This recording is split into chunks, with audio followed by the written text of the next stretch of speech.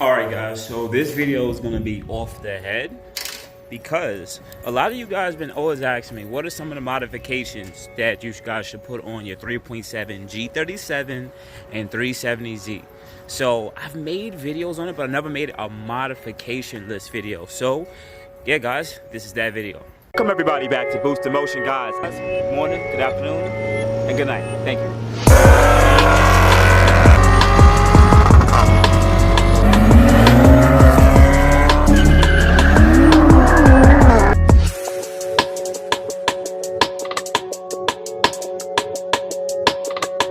So welcome back everybody. Now let's just jump right into it, right? I do want to say a PSA to everybody that's watching first that owns a 3.7 G37 370Z. There's no difference for your Q50 guys who have a 3.7, but this is primarily just for the G37 and 370Z guys because some parts are not interchangeable, even though some parts are interchangeable between the two different platforms. All right guys, let me get my dirty car. I wish I had a V8 so I can actually have a proper starter video. My car's pretty quiet anyway, so you're really not gonna hear too much. But yeah guys, service due. So guys, we want to see how much mileage I have. 24,000. So I'm almost at 25,000. And I was like driving with this all black. It's just so much more better and so much more cleaner. But anyways, let me set up the camera. Let's talk.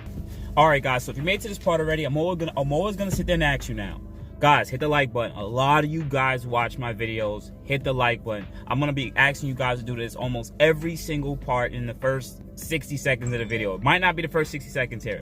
Hit the like button, guys, because if you bang with me, you hang out with me, you enjoy this channel, the information I give out, I at least ask you to hit the like button. Anyways, so let's start from the front of the car, right? In my personal opinion, go with long tube intakes. That's number one. But number two, with these long tube intakes, understand they're gonna outperform the OEM intakes. Reason being is, the front of the car has so much high pressure pushed onto it, and depending on where you live, you're gonna have a cooler IAT regardless. Some of the IAT temperatures you're gonna get won't be as similar as you would get as a stock air intake. Yes, the stock air intake is designed good enough, but at higher wheel horsepower, as you gain power, the stock air intake is just not going to perform just as good as the other one. Now, the ones that I recommend are Admin Tuning intakes, Z1 Motorsports, Stillen, and Takeda. So I'm going to have the links below to theirs. You can just pick your poison. Majority of them are good, the ones I recommend. Just pick your poison based on price and the look of it. Now, I would like to switch it up and talk about more intake options for the car, but you know what? Let me just keep it with the basic modifications. So if you watch more of this video, I'm gonna explain what I mean by that. So the second option that most people do are test pipes, or high flow cats. Pretty much, long story short, you remove a lot of the back pressure off the engine, so you can make more higher wheel horsepower at the higher RPM. Okay, you just remove back pressure.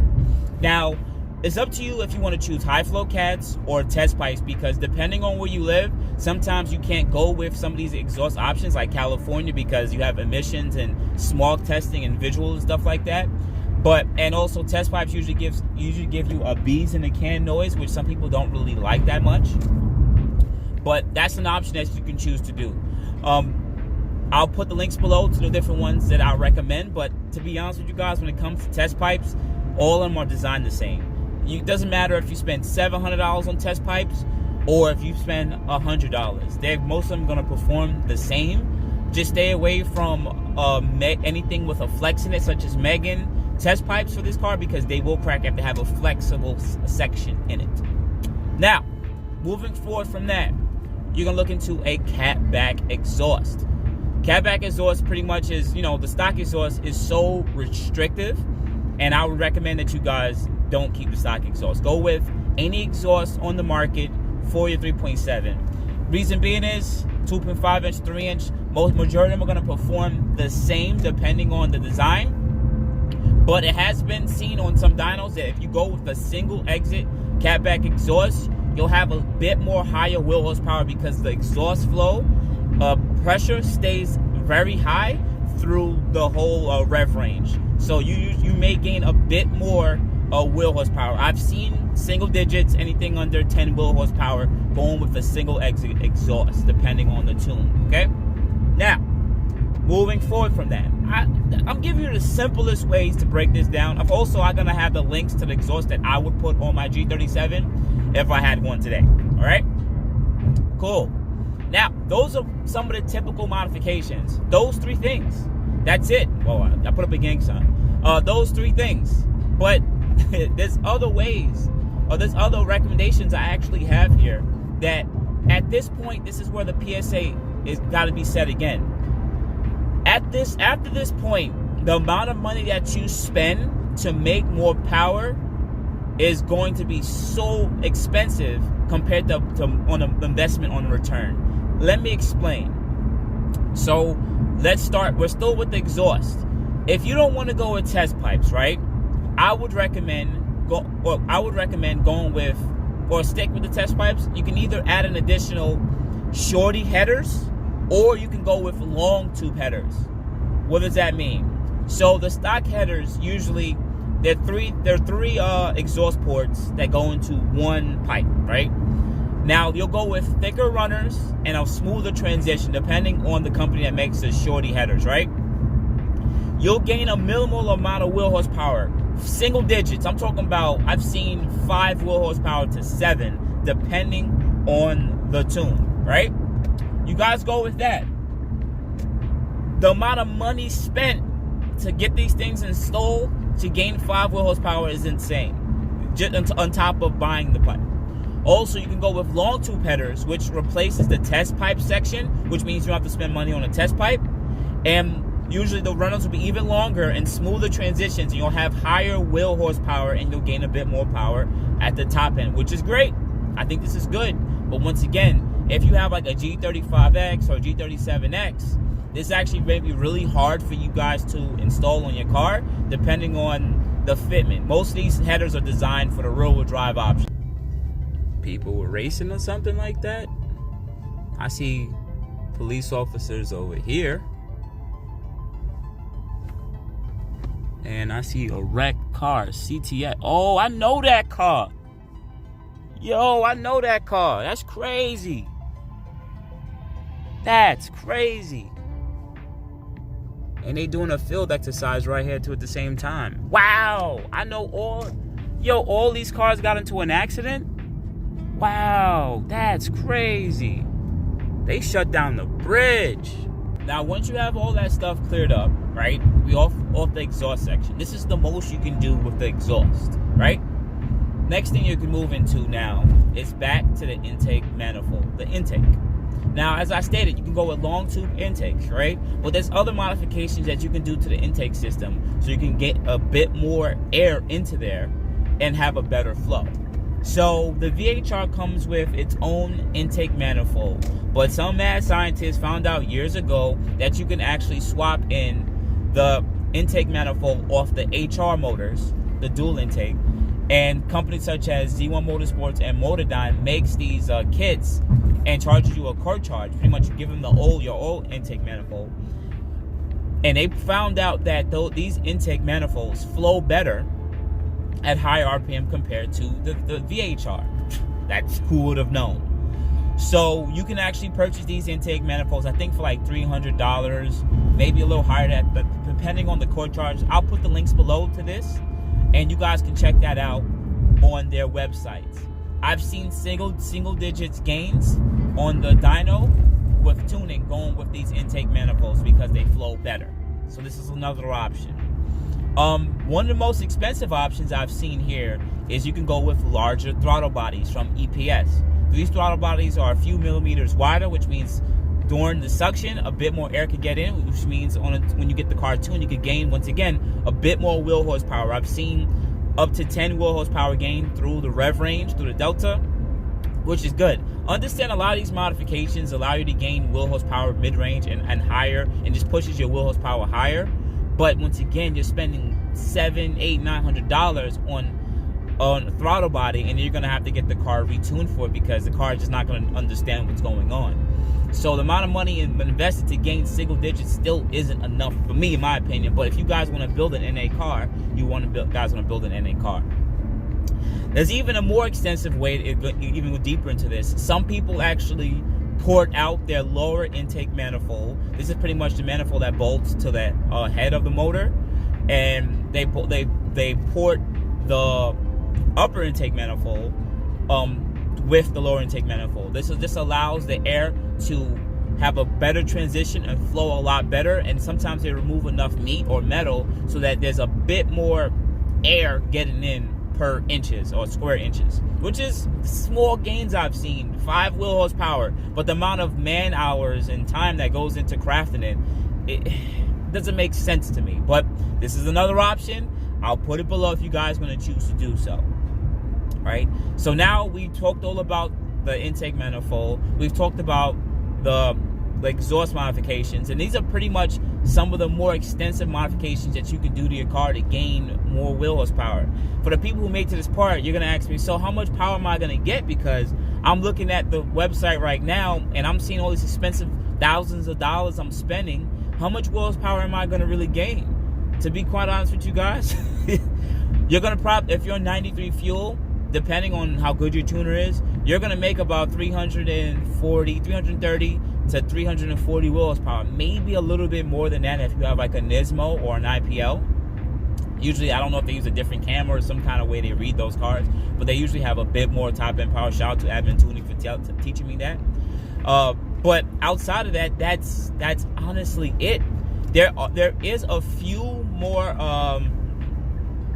There's one more modification that you can do, which it's not really necessarily an intake or an exhaust modification, but you can gain a bit more power because it's still a bolt-on, is running E85 and or higher octane fuel. Understand, if you guys get tuned on 91 fuel, you won't have as much power because of the octane level.